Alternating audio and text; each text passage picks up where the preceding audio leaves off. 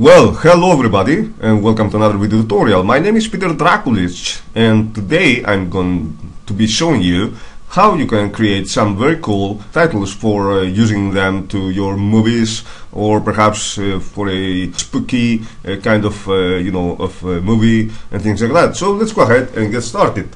First of all, for making these cool titles there, we need to create first the text for the title, and we're going to be doing so by using Inkscape here. So here you can see we have opened a document with those dimensions, but since we're going to be working with the standard HD high definition dimensions in Blender, I want to go up here to the file, down here to where it writes document properties, or equally press Shift Control D for that, and I want to from this pop-up window to set the width of my page, and page is this area here inside this rectangle, to something like 1280 by hit tab by 720, because these are the dimensions for high definition. Alright, so enter, and now you can see that the shape here and the dimensions have changed. Now press 5 so I can zoom into my page, and now I want first to create a rectangle. So I'm selecting this tool here, or equally press F4. I'm clicking and dragging, and I'm creating this rectangle here.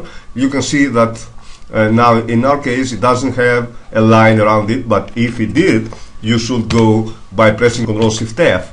You should go to the fill and stroke attributes here, and you should go to the stroke paint, and you should uncheck this. Otherwise you are presented with some line around your rectangle. Of course we don't want this for the moment. This rectangle is going to be the plane that is going to be behind the text.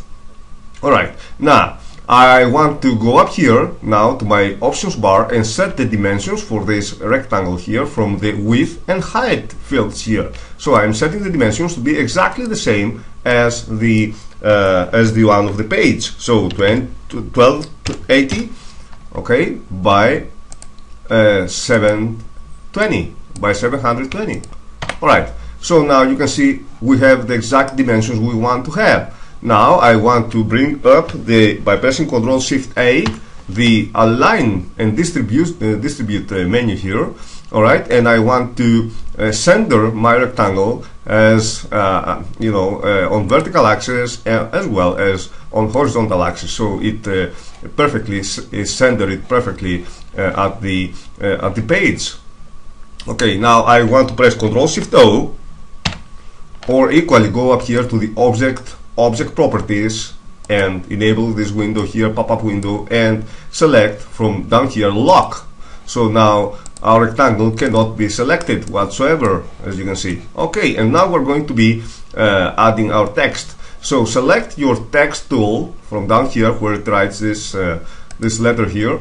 Alright, and I want to type somewhere, to click somewhere inside my page and type let's say title goes here, and this is going to be, you can see here, our text that we're going to be animating inside Blender. But of course we would like to change the typeface for this text. So being inside the title tool, the text tool, excuse me, Control A to select all the letters here, and just click on this text and font configuration dialog here, and we are presented with some options for our title there. And first of all, we want to set the type, so let's choose a nice font. I don't know, perhaps this one here, something like so. Alright, and I want also, you can change the size, and you can change the style, and of course you can change the layout, meaning if you wanted to center your text, here is where you have to go and change it. So let's click apply. So you can see now let's close this window real quick. If I pressed 5, right, and so I can zoom in at my page, you can see how the text looks like. Now I want to, by holding down Control, click and drag, so I can give it some, to scale it up, my text, somewhere here. And now I want to center it relative to page. Alright, so I want, let's say, to set this somewhere here. Of course, you could always go ahead and center on horizontal axis as well. Okay, so now if we are happy with the result, although I would prefer rather it to be somewhere here, perhaps. Of course, you can always bring the view from going up here, the grid. Alright, so and if you have selected enable the snapping from over here, if you have selected the grid option, snap to grids from down here, you can now move safely your title, and you can center it, alright, wherever you think it's better. I mean, okay, somewhere here perhaps.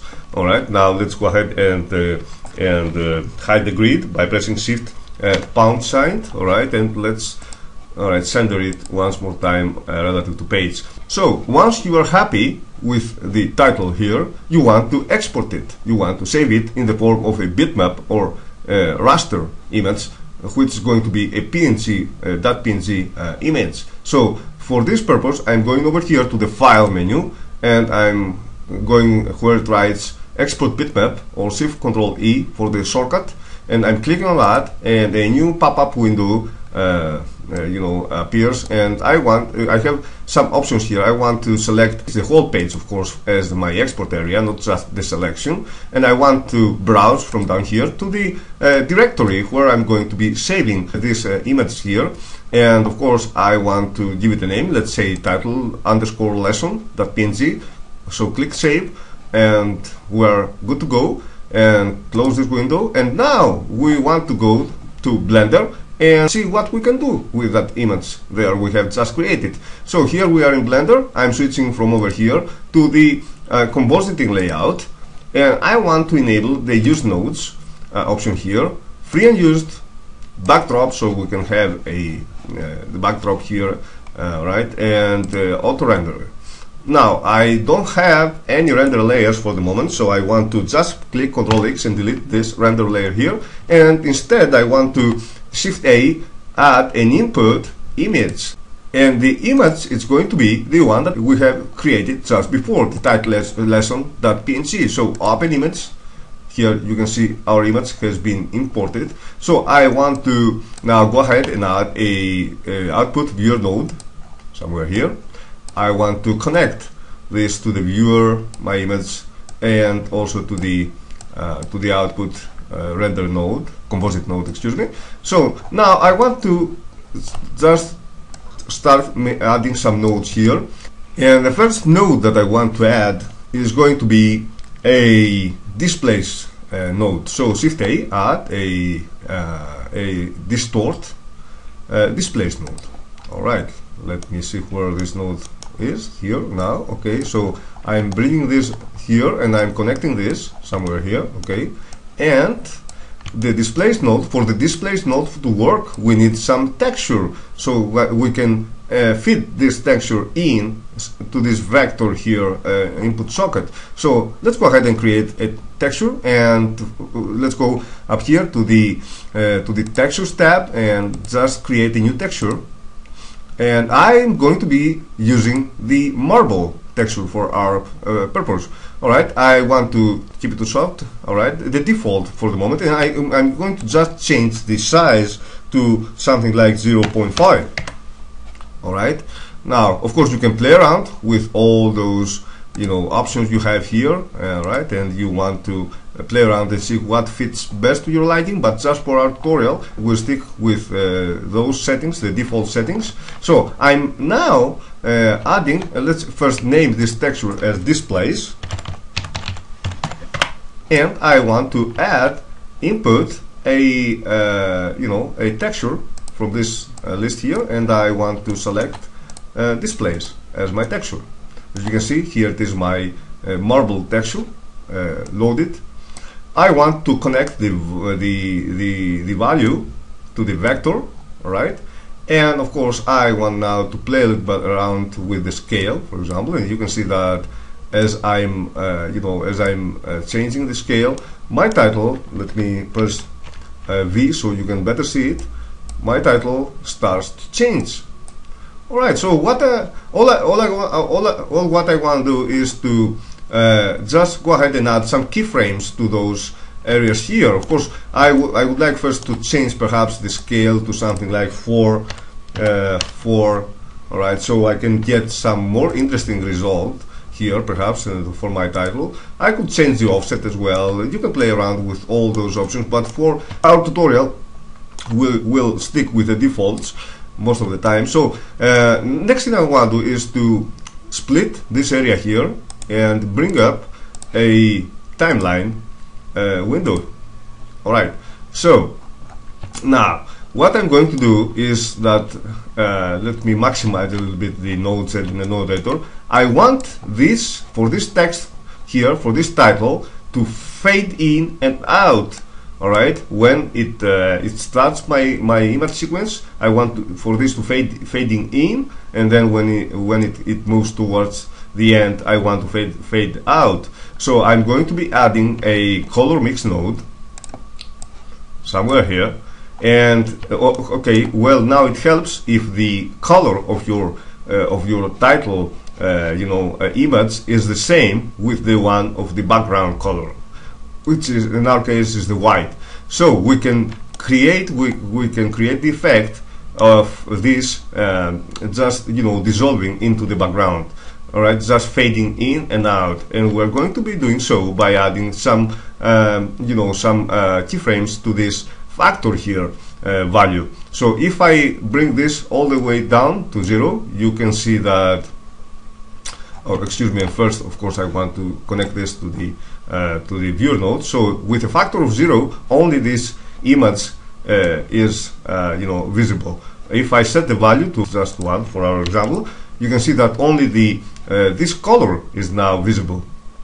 Alright, so and there are all the values in between. So I'm going to be taking advantage of this, and I'm going to be setting some keyframes for the for fading in and out my title. So I'm going back to my timeline. I make sure that I am at my starting frame, and I'm setting a keyframe here, insert keyframe, right click on this value, insert keyframe, alright, for this mix factor here. Okay, now I want to set this to 1, of course, because I want for this to fading in. Alright, so replace, right click, replace keyframe. Now I'm moving somewhere by shift up arrow to the keyframe number 40 perhaps, and I'm adding a new keyframe. I'm setting the value to 0, so I want for my text to be fully visible, and I'm right clicking, insert keyframe. Now I'm going somewhere to the number, perhaps let me move to the number 120 perhaps, and I'm setting insert keyframe.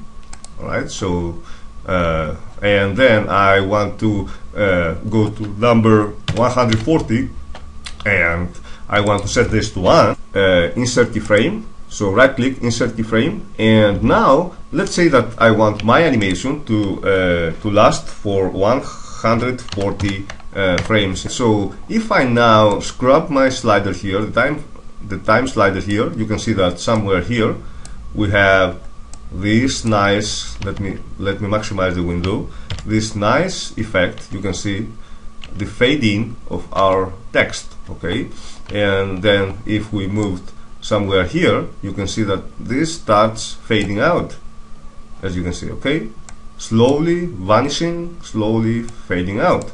So this is what we want, of course. And now let me show you, let me play a little bit around with the scale with for the X and Y axis. So we have the type of effect we want. So for the X scale, I want, when this is somewhere here, rather at the number 40, I want for this to have an X scale of 0, so I can I don't have any distortion along the x axis, and also I want the same for the same goes for the y scale. So we have just our title here as we had created it.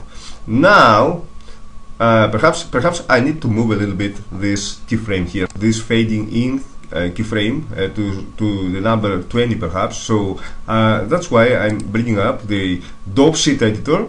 So bring up the dope sheet editor, and the dope sheet is a very handy window. You can see here I am selecting this keyframe. I'm setting my time slider to the number 20 from over here, and then I'm pressing Shift S, and I'm snapping those this keyframe here. I'm snapping it to the current frame, so I have effectively and precisely moved it to the number 20. So now let's go back to our UV editor, UV image editor from here, and let's go back and change the scale now factor. I want at the keyframe 20 them to be to have the value of 0.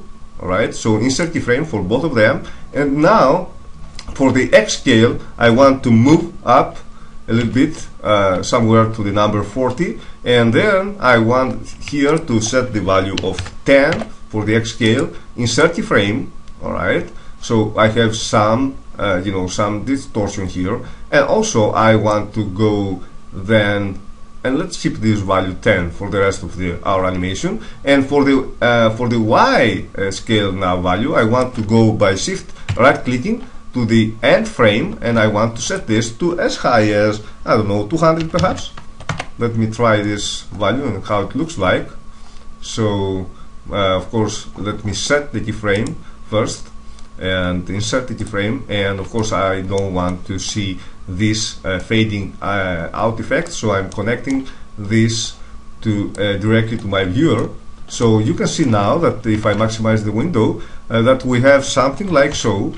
And let me move backwards by steps. So somewhere here we have this kind of effect. Alright, and now as we move towards the end, we're having this kind of distortion here due to the Y scale distortion. So now let's connect this back to the mix node, and let's connect the mix node now to the viewer. Alright, very well. So I can also have the fading out effect. So let me now show you how we could add some shadow to our title, so we can make it even more impressive. So Shift A, add a output viewer node, yet another viewer node somewhere here, and connect. Let's go ahead and connect my image to this viewer node. Now let me maximize the this node editor here, and I want to add yet another color mix node somewhere here, and now I want to feed in two versions, two instances of my image, and at the one, I mean the top one here, this one, I want to add a filter, blur filter. And let me change to fast Gaussian, let's say. So let me connect this somewhere here. And now, if you go ahead and play a little bit with the value, all right, and change the mode to multiply, of course. So let's say the mode to multiply, and you can see we have a nice shadow. Of course, we don't want such big shadow. So let me. All right, so we rather want something less than that. Alright, so let's zoom in a little bit, and now we have a nice shadow, and we want to move our shadow by using a distort transform node, and I want to set the my shadow to be somewhere to the right, and some negative value perhaps for the Y axis, so I can have it somewhere underneath, so I can give this kind of effect here. Okay, so I'm going now to be using this image here, alright, this mix node, to connect it to the displace node. And now if I go ahead and switch over to my final output viewer, you can see that let me press home and Alt V, so I can Alright, so you can see now that we have this nice effect with the shadows here. Alright, so if I moved by steps down, backwards, you can see that we have this kind. Our title is kind of like smoke fading out and things like that. But you will also notice that we have something like this distortion over here. So of course we can fix this by just adding a scale node, alright, to our before the output. So just go ahead, distort, and add a scale node somewhere here, and let me scale this up by something, I don't know, by 1.4 perhaps along the X, alright, and 1.4 along the alright, so we can kinda crop.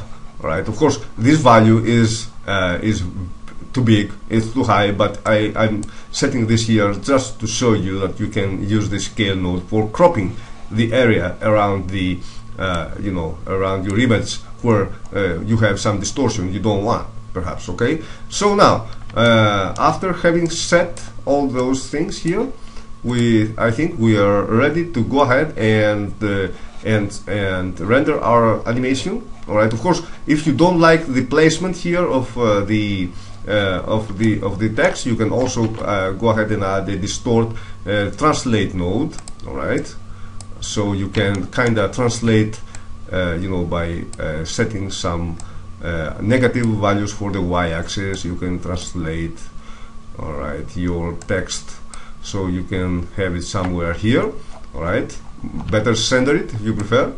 Okay, so now that's another effect you can have. Now let's go ahead and save.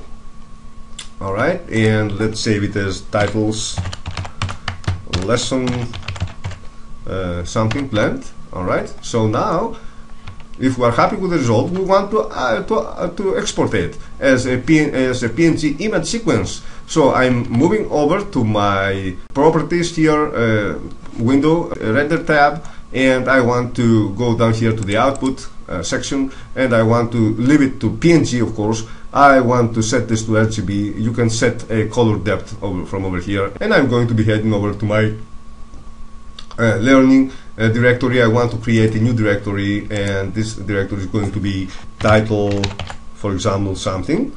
Alright, and inside this directory I want to set this sequence as title image sequence, or a more descriptive name if you prefer, accept, and now it's going to be render as this image sequence. Of course, don't forget to set the resolution of your image, the dimensions I mean of your image from over here. So 2080 by 720, and set this to 100% if you want production, you know, render. So let's go ahead and render now from the start to 140. So I'm going to be pausing the recording and be back in just a while. Okay, here we're back, and let's go ahead from over here to the video editing layout, so we can see our image sequence while playing back. So I'm pressing Shift A, and I'm adding an image, and I want to go to my title directory here, and I want to go ahead and select by pressing A all of them. Alright, add image strip.